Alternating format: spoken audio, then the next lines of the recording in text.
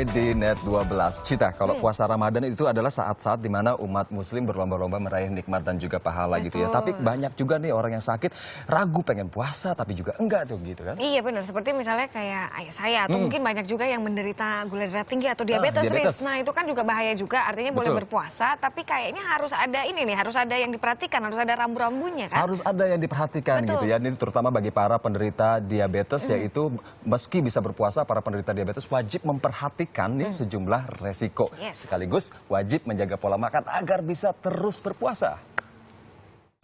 Allahu Akbar, Ramadan, bulan penuh kemuliaan dan keutamaan. Segala bentuk amal ibadah dilipat gandakan dan pintu ampunan terbuka lebar. Seluruh umat muslim di dunia berlomba-lomba dalam ibadah untuk mendapatkan berkah Ramadan. Namun tidak semua orang beruntung. Banyak orang yang terkendala melakukan ibadah puasa Ramadannya. Penderita diabetes salah satunya. Di dunia, diabetes merupakan penyakit berbahaya keempat yang harus diwaspadai. Berdasarkan International Diabetes Federation atau Federasi Diabetes Internasional, setiap 7 detik satu orang di dunia meninggal karena diabetes. Tahun 2014, 4,9 juta orang meninggal karena diabetes. Berdasarkan data dari Kementerian Kesehatan, 1 dari 20 orang usia produktif di Indonesia menderita diabetes. Jumlah penderita diabetes hingga tahun 2014 mencapai 9,1 juta jiwa. Jumlah ini menempatkan Indonesia menjadi negara dengan penderita diabetes terbanyak nomor 5 di dunia setelah Jepang, Turki, Jerman, dan Mesir. Mahani salah satu penderita diabetes. Ibadah puasa Ramadan bagi Mahani adalah wajib. Penyakit diabetes yang diderita tidak menghalangi niatnya untuk bisa berpuasa sebulan lamanya. Kalau saya jaga, insya Allah saya sehat. Tapi kalau saya udah mulai makan yang aneh-aneh, mulai. Karena kita punya penyakit ya. Punya penyakit ya mesti jaga sendiri. Tapi puasa saya pasti. Insya Allah nggak mau. Wanita berusia 58 tahun ini sudah 6 tahun menderita diabetes tipe 2. Bukan karena turunan, melainkan karena pola hidup dan makanan yang kurang sehat sebelumnya. Diabetes yang diderita memang terbilang ringan, namun kadar gula darahnya cenderung tidak stabil. Jika Mahani lalai mengatur pola hidupnya pada saat puasa, dan jika dalam kondisi stres, kadar gula dalam darahnya langsung meningkat. Kalau saya banyak pikiran, saya sering ngomel sama anak, itu gula saya pasti naik. Merasa capek, lelah, cepat lelah ya. Terus mata nggak enak, merasa nggak enak gitu mata. Karena itulah sudah 6 tahun ini Mahani selalu disiplin minum obat, menjaga pola makan diet nasi dan makanan manis, serta tetap olahraga. Selama sakit diabetes, Mahani tetap memilih puasa. Ia yakin bahwa puasa justru menyehatkan. Dengan menjaga pola makan, gula darahnya akan terkontrol.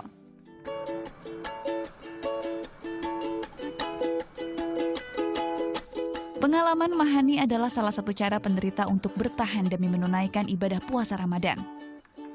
Meski begitu, ada beberapa risiko yang harus diwaspadai oleh para penderita diabetes. Yang paling sering resiko yang terjadi pada pasien diabetes yang berpuasa, yang pertama adalah gula darahnya terlalu rendah jadinya, atau kita bilangnya hipoglikemi. Nah, resiko yang kedua adalah resiko hiperglikemi atau gula darahnya tinggi sekali. Nah, kalau kondisi gula darahnya terlalu tinggi juga bisa menyebabkan kondisi yang fatal, misalnya kita bilang ketoasidosis diabetik, di mana akibat kadar gula darah yang tinggi pasiennya mengalami penurunan kesadaran, bisa terjadi dehidrasi juga. Yang paling sering sih itu yang biasa yang terjadi. Hipoglikemia adalah kondisi di mana tubuh kekurangan glukosa dalam darah akibat kurangnya asupan makanan. Saat berpuasa, orang yang berisiko untuk hipoglikemi terjadi saat sahurnya tidak mengkonsumsi makanan yang cukup. Sementara, penderita masih mengkonsumsi obat-obatan untuk menurunkan gula darah. Hipoglikemia sendiri merupakan penyebab 2 hingga 4% kematian pada pasien diabetes mellitus tipe 1. Sebaliknya, hiperglikemia adalah keadaan gula darah berlebih. Ini terjadi pada pasien yang malas kontrol dan gula darahnya tidak stabil, serta pada pasien yang mengalami komplikasi seperti infeksi. Apalagi jika ditambah dengan kebiasaan berbuka yang identik dengan makanan yang manis-manis. Jika kadar gula dalam darah berlebih, pasien akan mengalami ketoasidosis atau hilangnya kesadaran. Fatalnya, pasien bisa sampai terbaring koma. Selain itu, gula darah yang tinggi juga menyebabkan dehidrasi dan trombosis. Saat berpuasa, tentu asupan cairan dalam tubuh berkurang. Kurangnya cairan akan membuat darah menggumpal. Namun, jika ditambah dehidrasi, risiko penggumpalan akan lebih besar, bahkan dapat menyumbat pembuluh darah sehingga berakibat stroke. Diabetes mellitus atau lazim disebut penyakit kencing manis ada 4 tipe. Diabetes mellitus tipe 1, tipe 2, diabetes pada kandungan, dan diabetes tipe lain. Namun terbanyak diderita adalah diabetes mellitus tipe 1 dan 2. Pasien-pasien diabetes tipe 2 secara umum kalau gula darahnya terkontrol dengan baik itu diizinkan untuk berpuasa. Nah, sedangkan pasien diabetes tipe 1 sebenarnya tidak kita anjurkan untuk berpuasa karena dia gula darahnya cenderung lebih sukar untuk dikontrol. Secara medis, kondisi gula darah di atas 250, pasien diabetes dianjurkan untuk tidak berpuasa. Namun, jika kondisinya di bawah 250, pasien bisa diperkenankan untuk berpuasa. Syaratnya, jaga pola hidup sehat, atur pola dan jenis makan, disiplin minum obat, dan rajin cek kadar gula darah.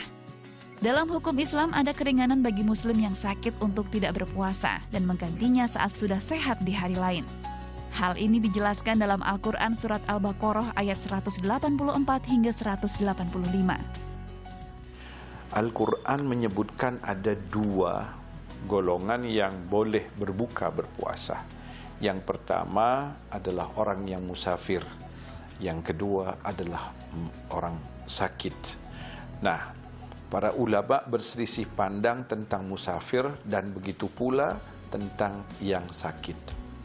Kalau seandainya penyakit itu membuat mudarat setelah diskusi kepada para ahli medis, kalau dia menjalankan puasa, maka dia akan menjadi mudarat terhadap dirinya, maka puasanya tidak dibolehkan.